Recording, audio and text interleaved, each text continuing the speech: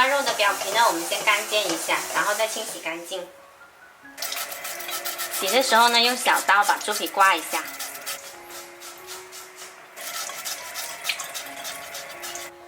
五花肉洗干净了，切成大块。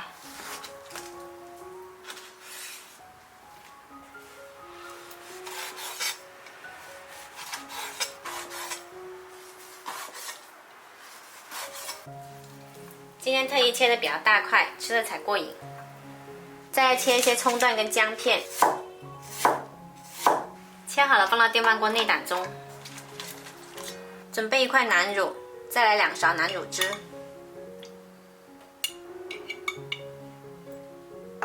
捣碎。南乳汁再来一点，颜色会更红亮。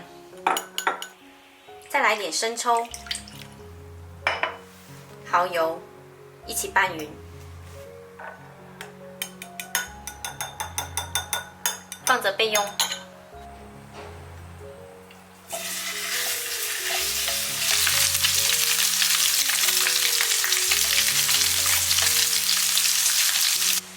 五花肉煎到表面金黄，就把它夹到电饭锅里，逼出来很多油脂，我们不要倒进去，用来炒青菜。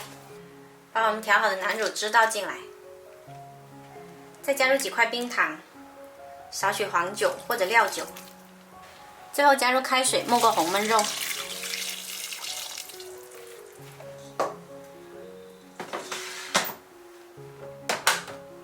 电饭锅按上煮饭键，开始焖。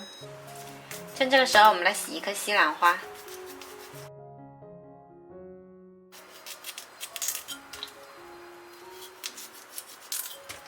加一勺盐泡一下，再洗干净。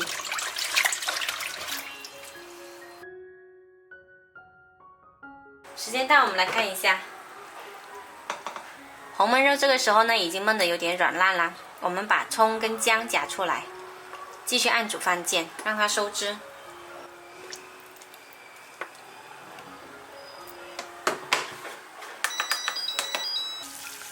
洗干净的西兰花水开了，下锅烫熟，捞出来沥干水分，放到砂锅里摆好，把它摆一个好看的造型。西兰花不够，梗来凑啊！我们的红焖肉焖了2个小时，汤汁已经焖得很浓稠啦。这个时间焖得刚刚好，绵而不烂。夹出来摆在西兰花上面。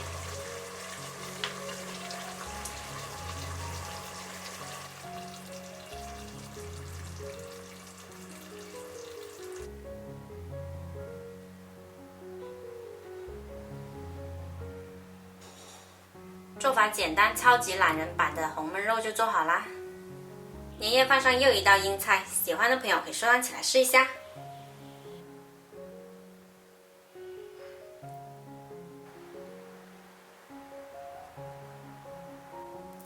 我是小坏，喜欢我的视频记得关注我哦。